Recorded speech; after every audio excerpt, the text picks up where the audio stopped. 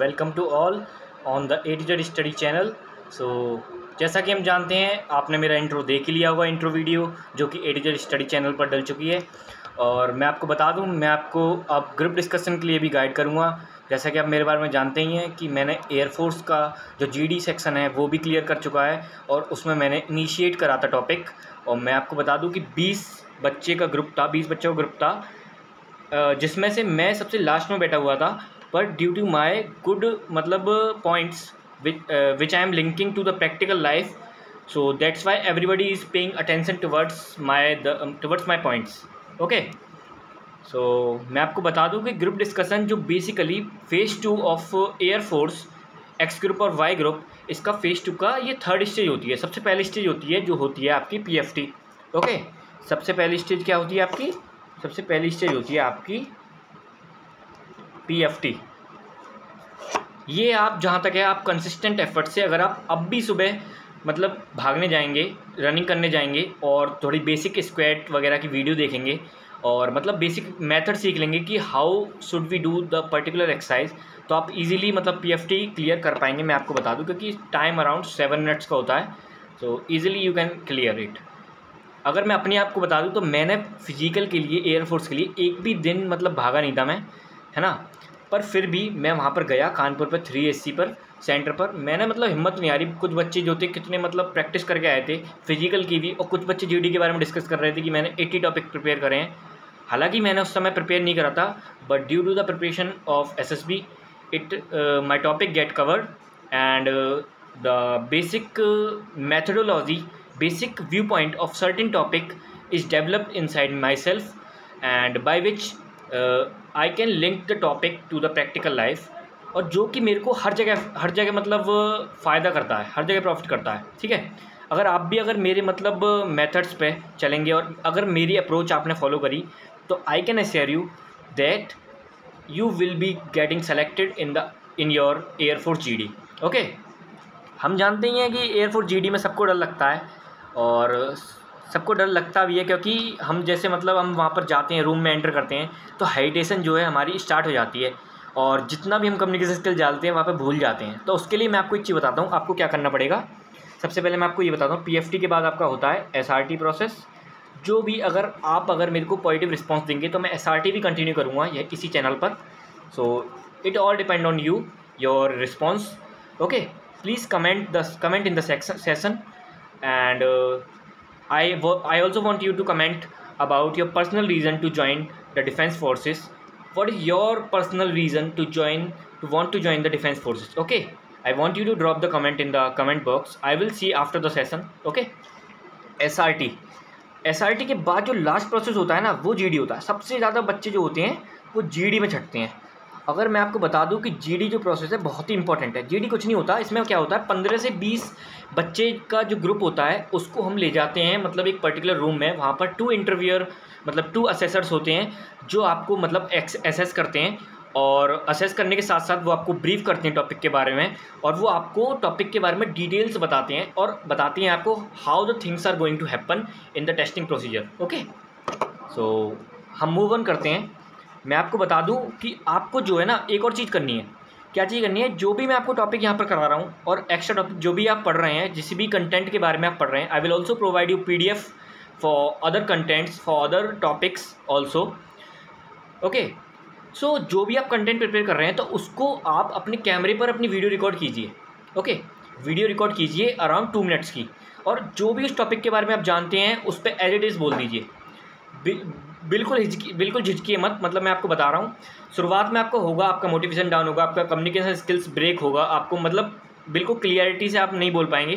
But yes, if you will continue this process for 15 days, I can assure you that after the 15 days you can see the transformation. Okay, so please follow my strategy which I have also followed. Okay, so let's move ahead.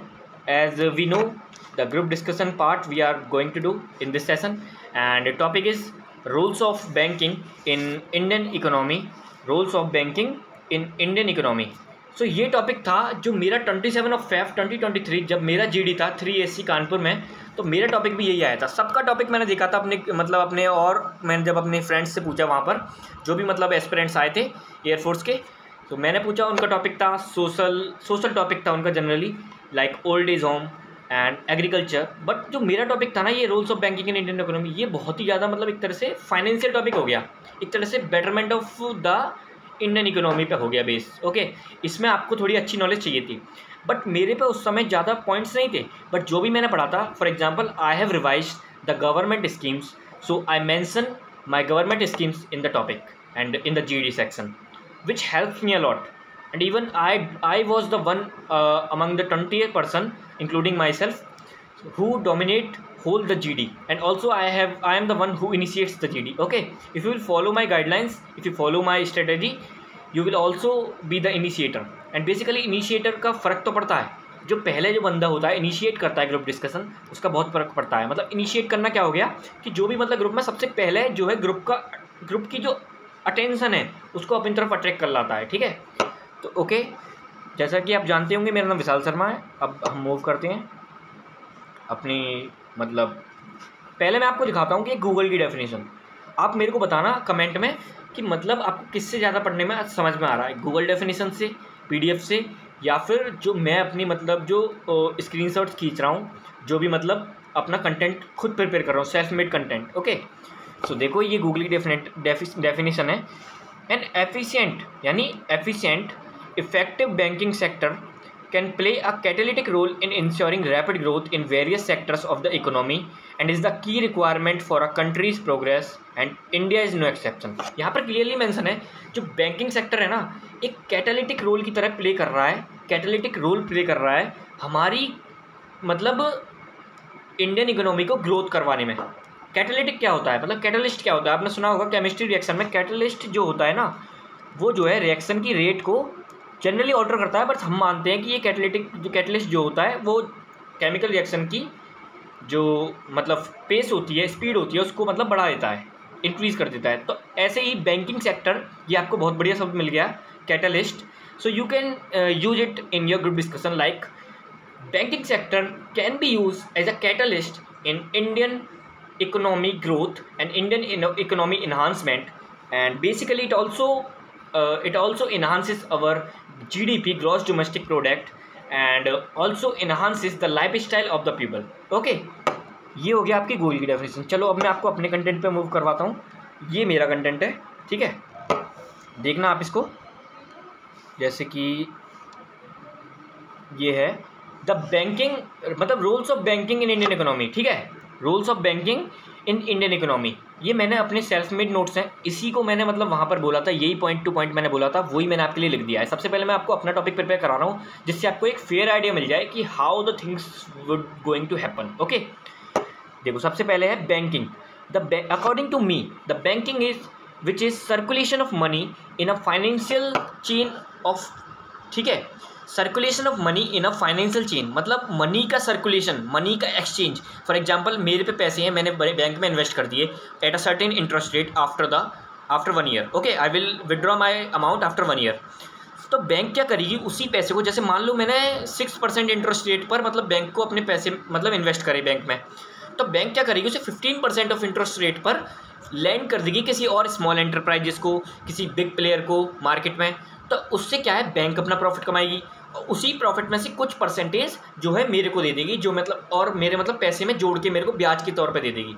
तो banking जो कर रहा है एक तरह से upliftment of the society कर रहा है, और इंडियन इकोनॉमी में तो इनडायरेक्टली रोल प्ले ही कर रहा है, क्योंकि भाई बैंकिंग के बिना तो मतलब कहीं, जैसे FDs होती हैं, SIPs होती हैं, ठीक है, FD होती हैं, SIPs होती हैं, जो कि मतलब अपने पैसे को बढ़ा देती हैं, अपने पैसे का इंटरेस्ट जो है बढ़ा देती हैं। ठीक है, बैंकिंग क्या होता है, which is circulation of money in a financial chain to profits the government as well as individual. ये वाली बात आशा करता हूँ आपको समझ आ गई हो। ठीक है, अब बढ़ते हैं नेक्स्ट पॉइंट पर, जो कि है रोल ऑफ बैंकिंग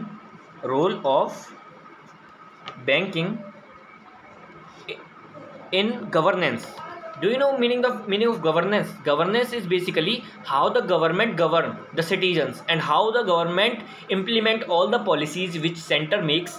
मतलब governance क्या है, गवर्नेंस है implementation of policy for the betterment of the citizens of the nation. Okay, तो गवर्नमेंट का मेन काम है इम्प्लीमेंट करना पॉलिसीज़ को और मतलब लॉ एंड ऑर्डर को मेंटेन रखना, ठीक है। ये है मतलब गवर्नमेंट का पूरा मतलब एडमिनिस्ट्रेशन। तो role of governance can not be done feasibly without banking sector cooperation. हमको पता है, जैसे आप जानते हैं, एक अगर आप रूरल कनेक्टेड हैं, अगर आप विलेज से कनेक्टेड हैं, तो आप जानते होंगे प्रधानमंत्री किसान सम्मान निधि एक योजना है जिसमें 6,000 रुपये 6,000 रुपीज़ जो कि पर ईयर मतलब EWS category farmers and the farmers which are deprived of basic amenities, ठीक है। तो मतलब उनको 6,000 रुपये जो है सालाना मिलते हैं। अब आप क्या इसको मतलब बिलीव कर सकते हैं? Can you believe that this the implementation of this policy of which is प्रधानमंत्री किसान Samman Nidhi can be done without the banking sector? It cannot be done. It is certainly next to impossible. Okay, तो यहाँ हम देख सकते हैं, ये point हम अपने जीडी में मेंशन कर सकते हैं। अगर ये पॉइंट आप जीडी में बोलेंगे तो अलग ही इम्पैक्ट पड़ेगा। मैं आपको क्लियरली बता दूंगा, बच्चे ऐसे आते हैं जो मतलब बिल्कुल स्टक हो जाते हैं, और अगर आप वीडियो जो मैंने आपको बताया, आप रोज़ कैमरे में वीडियो एक रिकॉर्ड कर देंगे, एक रिकॉर्ड बस around for 2 minutes, it will not even take your around 15 minutes for preparing the content and for recording the video. Okay, ये आप करेंगे। और ये पॉइंट अगर बोलेंगे ना कि गवर्नेंस कि मतलब जैसे प्रधानमंत्री ये योजना है किसान सम्मान निधि, हम इसको यूज़ कर सकते हैं एज अ पावरफुल मतलब point in the GD. Okay, अगर अगले बात करें तो banking allows us to do net banking facility which reduces efforts enhances efficiency of money movement. हम जानते हैं आजकल बैंकिंग सेक्टर ने हमें नेट बैंकिंग भी प्रोवाइड कर दी है, जैसे पेटीएम है, फ़ोनपे है, उससे हम नेट बैंकिंग कर पा रहे हैं, ऑनलाइन पेमेंट कर पा रहे हैं, जिससे सबसे इंपॉर्टेंट क्या हो गया, कैशलेस इकोनॉमी कन्वर्ट हो गई है। मतलब एक इकोनॉमी जहाँ पर पूरा कैश ही कैश था, उससे कैशलेस में कन्वर्जन ट्रांसफॉर्मेशन देखने को मिल गया है हमको। अब ये कैसे हुआ? बैंकिंग के थ्रू। इससे भी हमारी इंडियन इकोनॉमी में बहुत फ़र्क पड़ा है, मतलब मनी का जो मूवमेंट है वो बहुत ही एक्सेसिबल हुआ है for each and every common people. Okay, अगर हम आगे बात करें तो banking gives profit to individual at a good interest rate पे भाई अगर हम इन्वेस्ट करते हैं तो हमें इंटरेस्ट रेट मिलता है। और also banking lends money for small enterprises to small enterprises as well as the other private players who are like entrepreneurs. We are often listening about the entrepreneurs. Entrepreneurs is a person who take risk in the financial market to grow itself. Okay, तो entrepreneur जो है वो यहाँ से loan लेते हैं, जिसकी वजह से मतलब इंडियन इकोनॉमी में वो भी अपना फ़ायदा पहुँचाते हैं, जिसकी वजह से certainly GDP of a country increase, मतलब आदमी का स्टैंडर्ड बढ़ रहा है, मतलब उसकी अगर इनकम बढ़ रही है तो वो बैंकिंग सेक्टर पे भी इनडायरेक्टली डिपेंड है, क्योंकि banking sector plays a very crucial role in the enhancement of the GDP of country.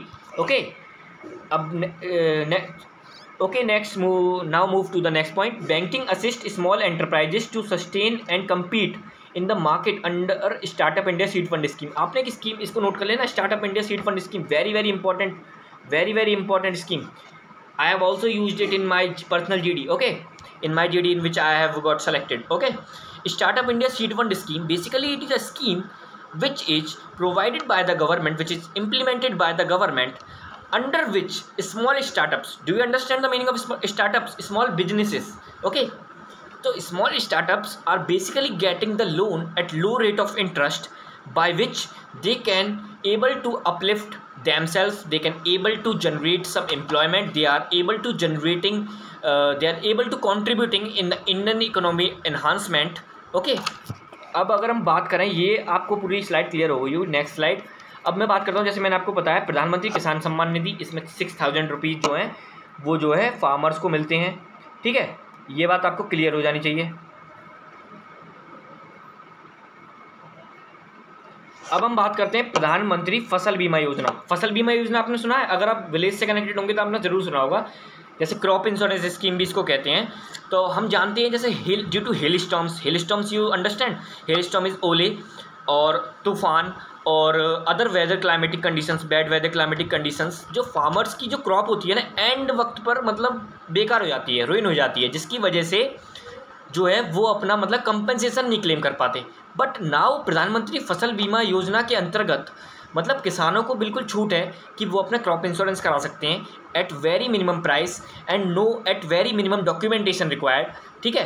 तो ये जो योजना है और प्रधानमंत्री जो है under Pradhan Mantri schemes, the loan taking procedure for basically in the rural sector, it becomes very accessible to even all farmers. As you can see, हम मतलब कभी भी कोई भी फार्मर जो है आजकल very less rate of interest पर, लो रेट ऑफ इंटरेस्ट पर लोन ले पा रहा है. किसकी वजह से? ये गवर्नमेंट की पॉलिसी की वजह से. और ये पॉलिसी कैसे इंप्लीमेंट हो पा रही है? Banking sector. तो आप इनडायरेक्टली समझ रहे होगे कि बैंकिंग सेक्टर ही बहुत मतलब गवर्नमेंट की गवर्नेंस जो है, इम्प्लीमेंटेशन ऑफ पॉलिसी जो है, ये जनरली डिपेंड ही इस पर कर रही है, बैंकिंग सेक्टर पर, और वही इंडियन इकोनॉमी में आपका कंट्रीब्यूट कर रहा है. अब हम मूव करते हैं नेक्स्ट पे. Branches of bank provides assistance to farmers, ठीक है, to buy anything needed for growing crops through easy accessibility to money, है ना. आप जानते हैं आपके गांव में, ये तो मैं आपको कह सकता हूँ कि कैनरा बैंक तो इवन हर गांव में प्रेजेंट है और एटीएम भी प्रेजेंट है, जिसकी वजह से मतलब मनी की जो एक्सेसिबिलिटी है फार्मर्स तक वो बहुत ज़्यादा बढ़ गई, जिसकी वजह से वो कोई भी सामान, केमिकल्स है, पेस्टिसाइड्स है, फर्टिलाइजर्स है, अदर थिंग्स, मतलब जैसे मान लो ऑर्गेनिक मैन्योर है, वो कुछ भी ले सकता है with the money accessibility in the village. Okay, so how this can become possible? This is only possible due to the banking sector, due to the branches of banking, to the branch of bank which is incepting their branches in the village area also. Okay, so basically banking sector जो है has a very much contribution in Indian GDP. अगर हम आगे बात करें तो प्रधानमंत्री कौशल विकास योजना, you have ever heard about this योजना which is providing skills to the youth under कौशल विकास केंद्र. So okay, under कौशल विकास योजना, कौशल विकास केंद्रास are opened by the government and जिसकी वजह से मतलब बैंकिंग सेक्टर की मदद से कौशल विकास केंद्र को फंड जा रहे हैं, जिसकी मदद से मतलब युवाओं को स्किल्स प्रोवाइड करी जा रही है. Can you believe this can be possible without the proper banking cooperation with the government? It can't be possible, it is certainly next to impossible. Okay, so ये सारी आप जो योजना है, ये सारी स्कीम्स हैं, ये आप अपने जीडी में यूज़ करें. और मैं बता रहा हूँ कि आपको एक अलग ही मतलब आपको एक कॉन्फिडेंस महसूस होगा. और जो मैंने आपको बताया ना कि आप एक रोज़ वीडियो बनाएं कुछ भी टॉपिक पे, जो भी टॉपिक आपने प्रिपेयर करा है, it can't take even more than your 15 minutes. Okay, अब कंक्लूजन में बताता हूँ कि जितना आप कंट्रीब्यूशन बैंकिंग सेक्टर का बढ़ाएंगे, ठीक है, जितना आप कंट्रीब्यूशन बैंकिंग सेक्टर का बढ़ाएंगे इम्प्लीमेंटेशन में, तो भाई हमारी इंडियन इकोनॉमी की इन्हांसमेंट अपने आप होगी, जीडीपी की ग्रोथ अपने आप होगी. ठीक है, अब बैंकिंग को डिजिटलाइज जो करा गया है और करा जा रहा है, उसके मतलब जैसे प्रधानमंत्री वाईफाई एक्सेस स्कीम, ये सारी स्कीम जो हैं मतलब ये क्या कर रही हैं, डिजिटलाइजेशन पे और नेटवर्क एक्सेसिबिलिटी पे काम कर रही हैं. तो बैंकिंग डिजिटलाइज होने की वजह से नेट बैंकिंग अवेलेबल हो पाई, जिसकी वजह से सर्टेनली मनी की जो एक्सेसिबिलिटी है even to the farmers, even to the common people, ये बहुत ही ज़्यादा ईजी हो पाई है. ठीक है, अब देखते हैं foreign investments enhances GDP of country.